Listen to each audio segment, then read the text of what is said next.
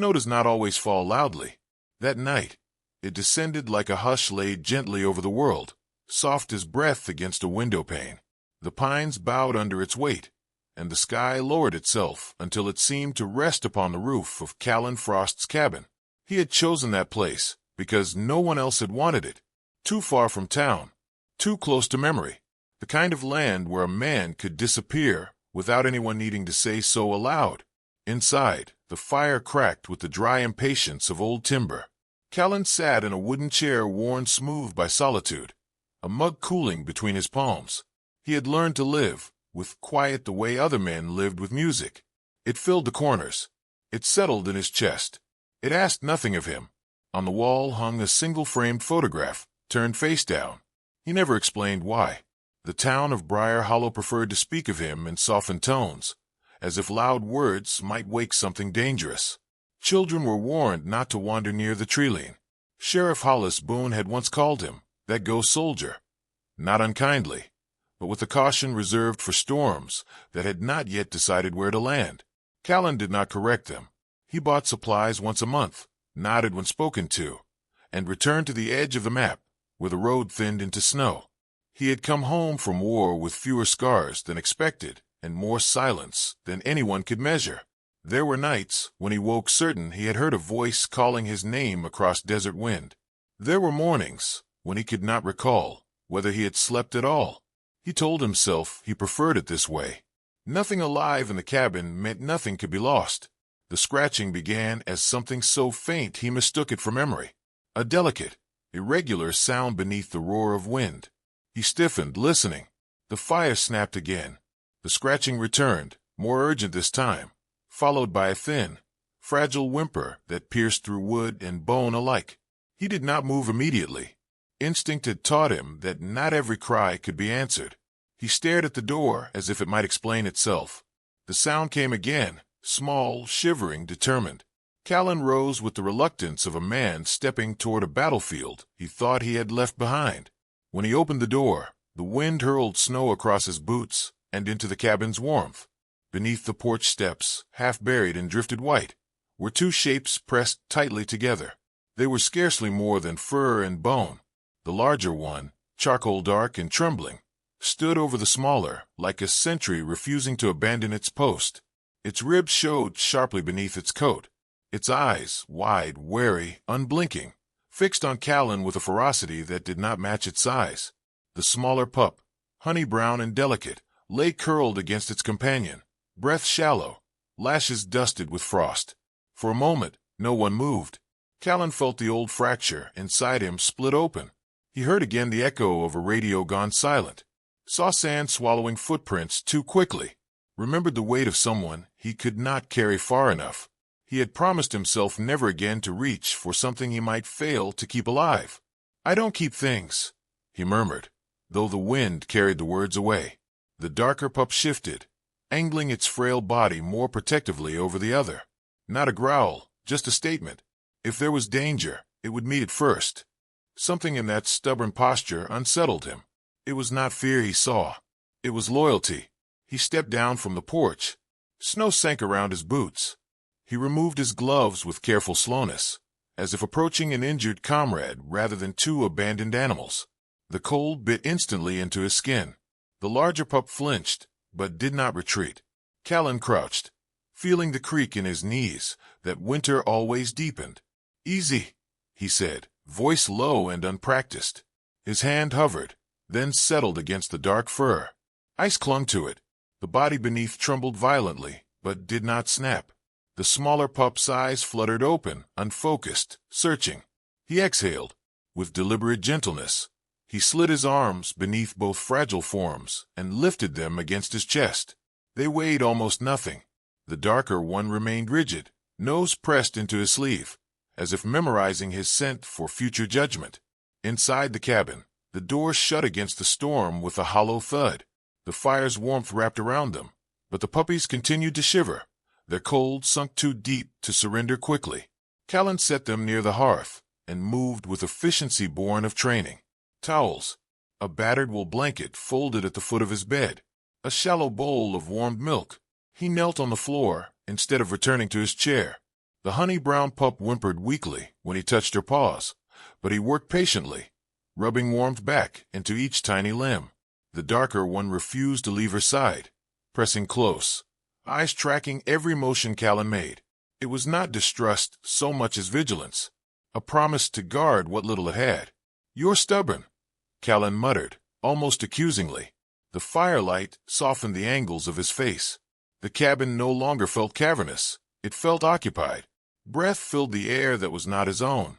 He wrapped them together in the blanket and held the bowl close enough for the steam to coax interest. The smaller pup managed a tentative lick, then another. The darker one waited until she had swallowed before lowering its own head. Even starving, it deferred. Callan felt something shift inside him, an unfamiliar ache, less sharp than grief, but more insistent. He had seen loyalty forged in battle, but he had rarely witnessed it so pure. Outside, wind battered the shutters. Snow piled higher along the porch.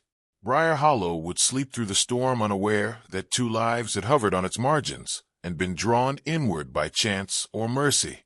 By morning, footprints would betray him. He understood that even as he worked. Sheriff Boone would notice the tracks. The town would whisper that the ghost soldier had taken in strays.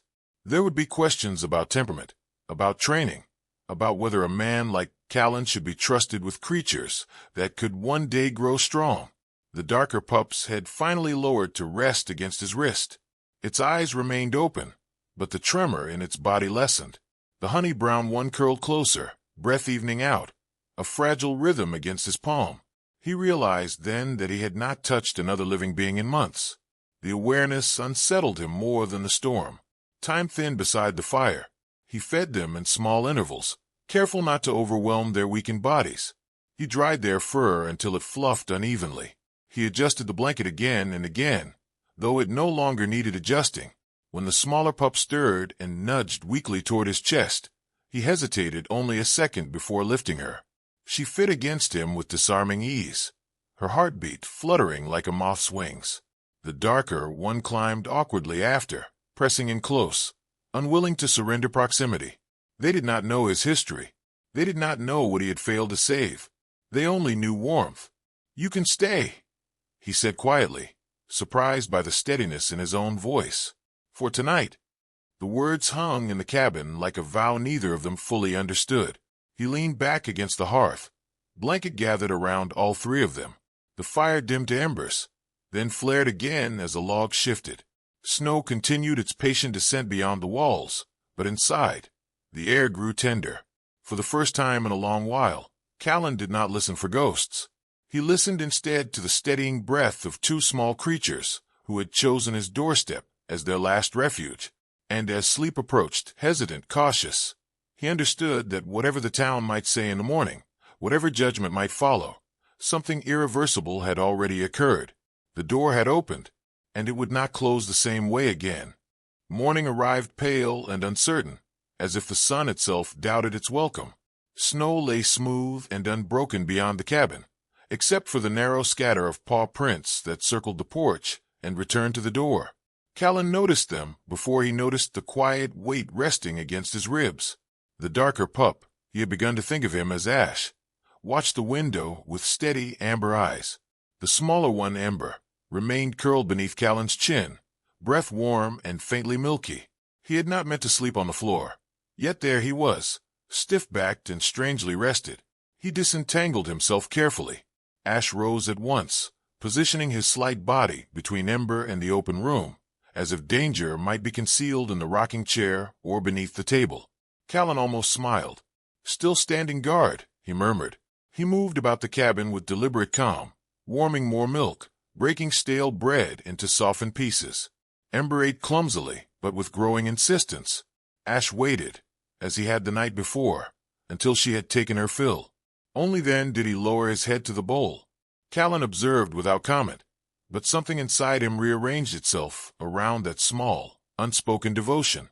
He had once known men who stood like that, unyielding in their protection, until they fell.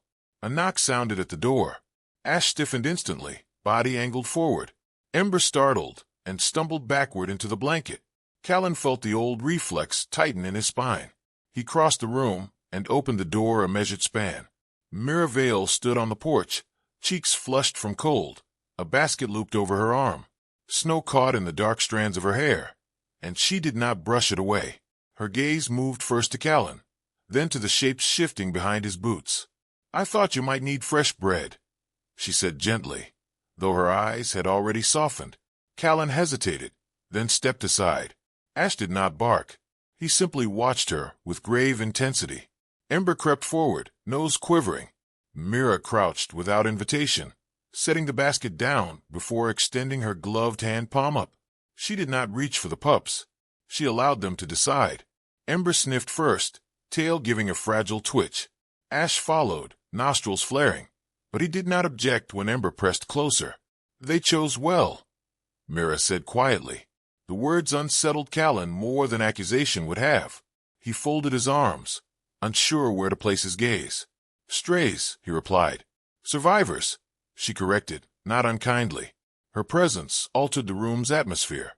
It felt less like a bunker, more like a home interrupted mid-breath. She unpacked a basket, fresh bread, a strip of cured meat, a small jar of salve for cracked paws.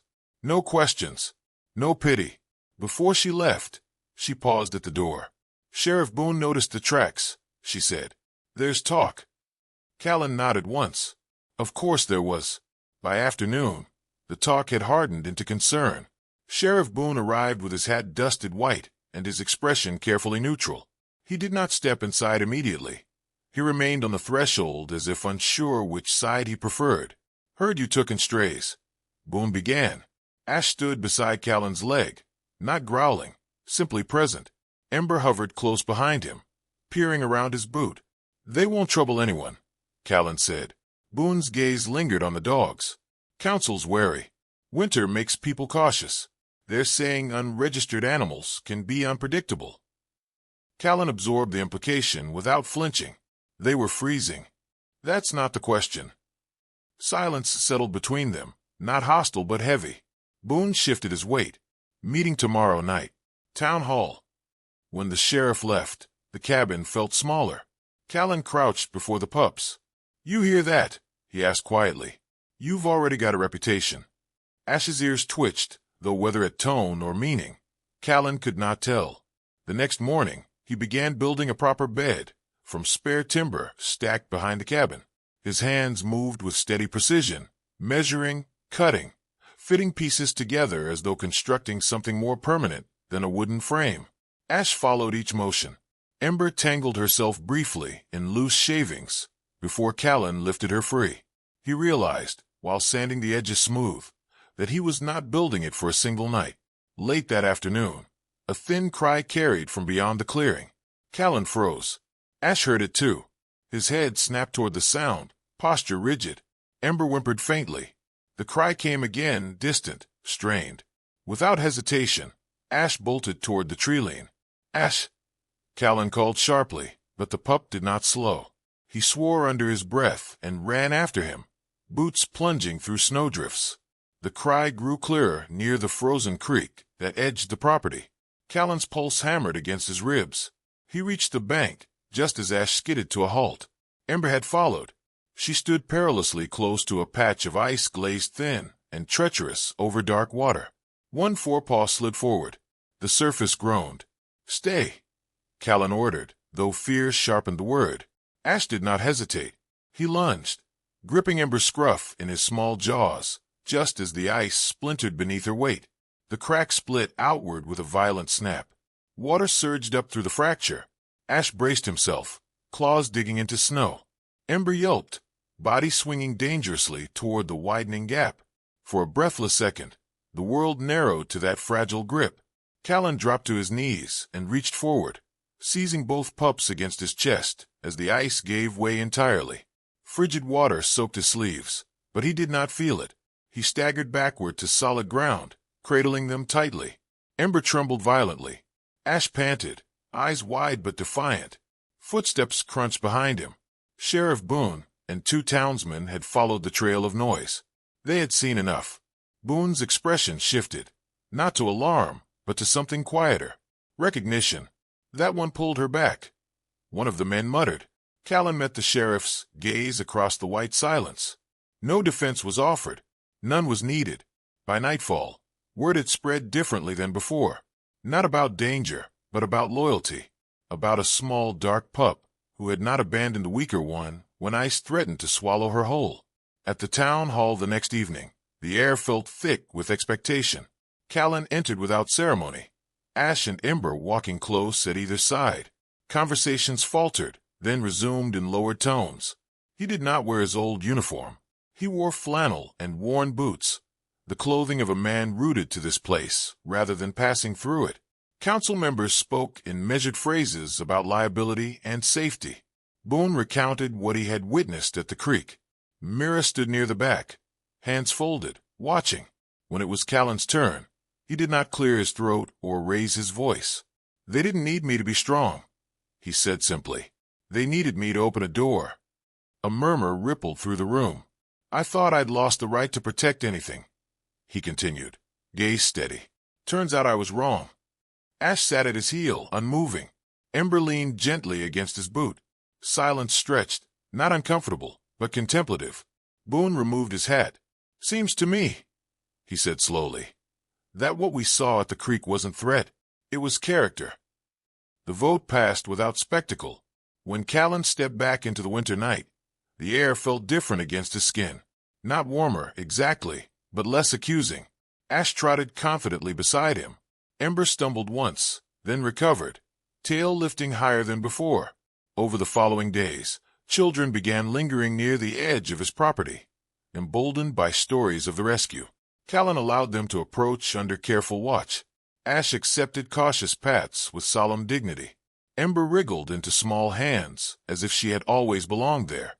Mira visited often, sometimes with books, sometimes with nothing but presents. They spoke in fragments, about weather, about repairs, about the way snow reshaped familiar paths. She never asked him to recount what he had left overseas. He never asked her to explain the quiet grief that lingered behind her eyes. Understanding grew between them in pauses rather than declarations. One evening, as dusk pooled violet over the trees, Callan stood on the porch watching Ash and Ember chase each other across the clearing. Their bodies had filled out. Their steps no longer faltered. "They're not strays anymore," Mira said softly beside him. "No," he agreed. "Neither am I." The admission surprised him less than it should have. Snow began to fall again, lighter this time, dusting Ash's dark coat and catching in embers for like scattered sparks. Callan stepped down from the porch and knelt, gathering both into his arms without hesitation. He did not fear losing them in that moment. He understood instead that keeping them would require courage he had once believed exhausted. The cabin door stood open behind him, firelight spilling outward, welcoming rather than hiding. And as he carried them inside, he knew the town would remember the winter not for the storm that nearly claimed 2 small lives, but for the night a man long thought unreachable chose to be reached. Some doors, once opened, remake the house entirely, and some hearts, once trusted by something small and brave, learn at last how to remain open.